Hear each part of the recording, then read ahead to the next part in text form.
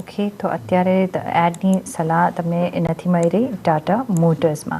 સાથે result season આપણે ચાલી રહી છે અને આપણે ઘણા બધા મેનેજમેન્ટ સાથે પણ વાત કરતા હોઈએ છીએ અને અત્યારનો જે મેનેજમેન્ટ આપણી સાથે જોડાઈ રહ્યું છે એ છે કેઈઆઈ ઇન્ડસ્ટ્રીઝ નું મેનેજમેન્ટ. આપણે પહેલાં નંબર્સ પર જરા ધ્યાન આપી દઈએ. નેટ પ્રોફિટ આપણે 54% વધારો જોઈ રહ્યા છીએ યર ઓન યર બેસિસ પર.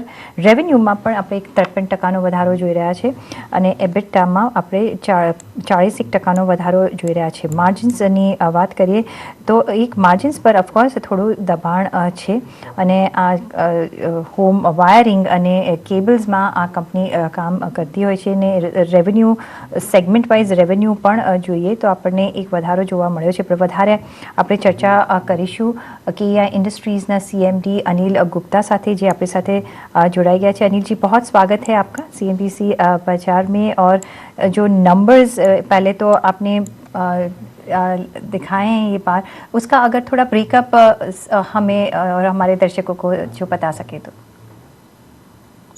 धन्यवाद. इस फर्स्ट छमाही में, फर्स्ट क्वार्टर में हमने 1565 करोड़ रुपए का नेट सेल्स अचीव किया, जिसमें पिछले साल से 54% की बढ़ोतरी हुई. जो EBITDA in this quarter was 163 crore, जिसमें पिछले साल से 40% की बढ़ोतरी हुई. और profit after tax in this quarter is 103 crore, जो जिसका पिछले साल से 54% की बढ़ोतरी हुई. EBITDA oblique net sales margin जो आया वो 10.2% आया कंपेयर टू 11.2% लास्ट ईयर. तो ये नंबर्स हैं. और एक्सपोर्ट में अच्छी बढ़ोतरी हुई, जिसमें हम 93 करोड़ से 247 करोड़ रुपए का ग्रोथ आया. और and overall sales through the B2C network, जो रिटेल नेटवर्क के थ्रू जो सेल था, वो उसमें 68% की बढ़ोतरी हुई. 652 करोड़ का सेल आया compare to 387 crore last year. तो जो कंपनी का जो फोकस रहा वो रिटेल सेल्स की तरफ हमने काफी अपनी geographically and number of dealers में काफी ग्रो किया. और यही आगे भी पुश यही बना रहे.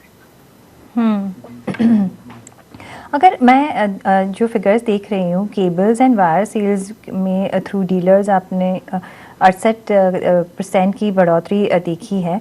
42% की बढ़ोतरी FY23 versus 38% in Q1 FY22 of total sales. आप कैसे ये अप ट्रेंड ये एक्सपेक्टेड है आगे जाके, तो कुछ गाइडेंस अगर देना चाहेंगे. और ऑर्डर बुक आपकी अभी कैसी है? देखिए, अभी हमारी जो ऑर्डर बुक है वो 2741 करोड़ के करीब हमारा ऑर्डर बुक है, जिसमें रिटेल के ऑर्डर्स हम कभी काउंट नहीं करते बिकॉज वो ऑर्डर बुक में आते ही नहीं है.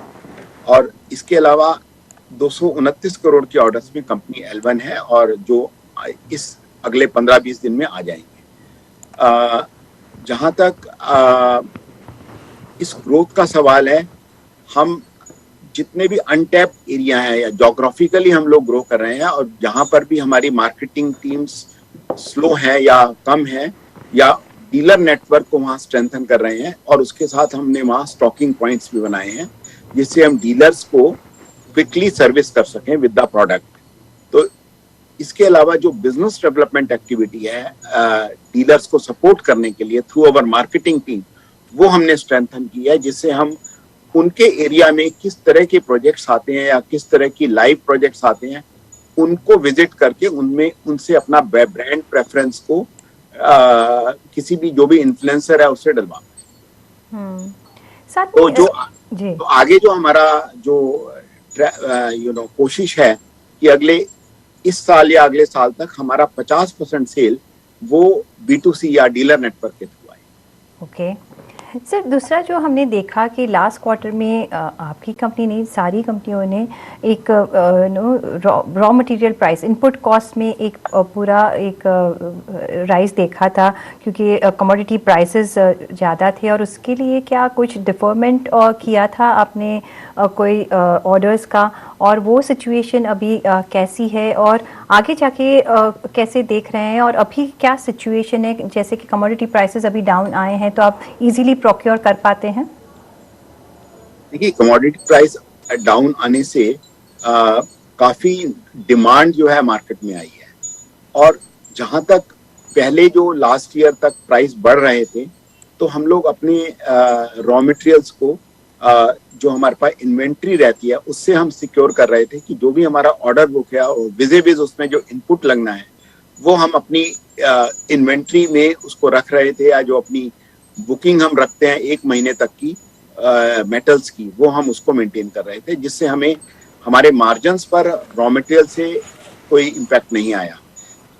अब भी जो जब डाउनवर्ड जर्नी है, तो इसमें भी हमारा सेम ही मेथडोलॉजी है कि हम अपने इनपुट्स को अपने ऑर्डर बुक के साथ उसको मैनेज करें, जिससे हमारे पास कोई ओपन इन्वेंट्री नहीं रहे, चाहे वो हाई कॉस्ट हो या लो कॉस्ट हो।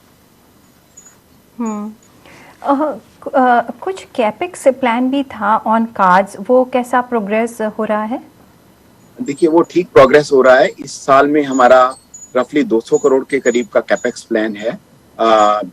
उसमें कुछ 25 करोड़ का जो है एग्जिस्टिंग फैक्ट्रीज में, और बाकी जो है ग्रीनफील्ड प्रोजेक्ट में, जो हम एक नया ग्रीनफील्ड प्रोजेक्ट के ऊपर प्लानिंग कर रहे हैं।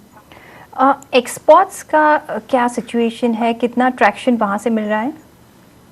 देखिए एक्सपोर्ट्स जो है, ओवरऑल गाइडेंस जो है हमारा 12% के करीब सेल्स टर्नओवर, टोटल टर्नओवर का एक्सपोर्ट एक्सपेक्टेड है, और काफी कंट्रीज से हमें अट्रैक्शन मिल रहा है। जैसे ऑस्ट्रेलिया हमारी स्ट्रॉन्ग मार्केट है, मिडिल ईस्ट हमारी स्ट्रॉन्ग मार्केट है, काफी सारे अफ्रीकन कंट्रीज में हमारा स्ट्रॉन्ग बेस है जहां हम रेगुलरली एक्सपोर्ट करते हैं, और कुछ नई टेरिटरीज भी हम, और दूसरा near by countries of India like Bangladesh, Nepal, ये हमारी एक्सपोर्ट टेरिटरीज हैं। कुछ और नए मार्केट्स को हम डेवलप कर रहे हैं, अमेरिका या साउथ अमेरिका या नॉर्थ अमेरिका, बट उसको अभी सेल में कन्वर्ट होने में थोड़ा 1 से 2 साल लग सकते हैं। एक last quick question, price hikes का कुछ आपने सोचा है, कुछ पास ऑन करना चाहेंगे, और अभी की जो इन्वेंट्री लेवल है वो कितना है? देखिए प्राइस हाइक्स तो अभी तो इनपुट कॉस्ट करेक्शन हुआ है, तो प्राइस हाइक्स नहीं हो रहे हैं, प्राइस रिडक्शन हुए हैं पिछले 1 से 1.5 महीने में। 8 से 10% के करीब प्राइस रिडक्शन हुआ है, in line with the input cost reduction. तो प्राइस हाइक का तो अभी कोई सिनेरियो नहीं है।